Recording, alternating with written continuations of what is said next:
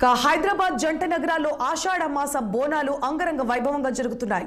గత నెల 26న గోల్కొండ జగదాంబిక అమ్మవారికి తొలి బోనం సమర్పించగా జూలై 1న బల్కంపేట ఎల్లమ్మ కళ్యాణం కన్నుల పండుగ జరిగింది. ఈ నెల 13న సికింద్రాబాద్ శ్రీ ఉజ్జయిని మహంకాళి ఆలయంలో బోనాల పండుగ అంగరంగ వైభవంగా జరగనుంది.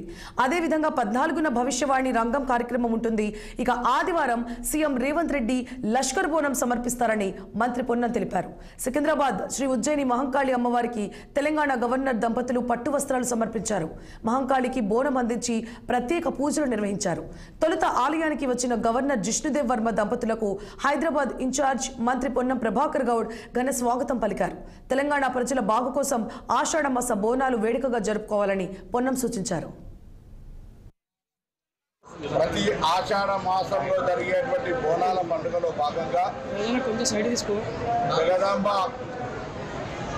గోల్కొండ బోనం నుంచి ప్రారంభమై తొలి బోనంగా బల్కంపేట ఎల్లమ్మ కళ్యాణం నుంచి ఆదివారం 13వ తేదీ గౌరవ ముఖ్యమంత్రి గారు బోనం సమర్పించేటువంటి బోనాలకు సంబంధించి ప్రభుత్వ పక్షాన జిల్లా కలెక్టర్ గారు, అటు ఎండోమెంట్ అధికారులు, అటు పోలీస్ అధికారులు అందరూ కూడా అన్ని రకాల జిహెచ్ఎంసీతో సహా ఎటువంటి ఇబ్బందులు లేకుండా సౌకర్యాలు కలుగజేసినారు. కానీ ప్రభుత్వం ఎన్ని సౌకర్యాలు కలగజేసినా ప్రజల సహకారం అవసరం.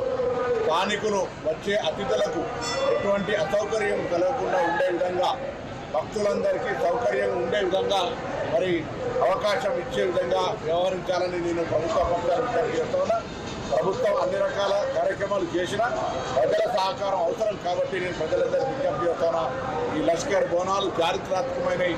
ఈ ప్రాంత ప్రజలందరి యొక్క శ్రేయస్సుకు, మంచి కొరకు కోరుకునేటువంటి ఈ యొక్క అమ్మవారి ఆశీర్వచనం భవిష్యత్తులో కూడా హైదరాబాద్తో పాటు తెలంగాణ రాష్ట్రం అంతా సర్వేజన సుఖినోభవ అన్నట్టుగా సుఖ సంతోషాలతో ఉండే విధంగా అన్ని రకాల సమృద్ధి వర్షాలతో సహా వాడి పంటలతో ఉండాలని ఆ అమ్మవారిని కోరుకుంటూ ఈరోజు గౌరవ గవర్నర్ గారు సతీ సమేతంగా వచ్చి అమ్మవారి దర్శనం చేసుకొని పూజ టీటీడీలో విధులు నిర్వహిస్తున్న అన్యమతస్థులను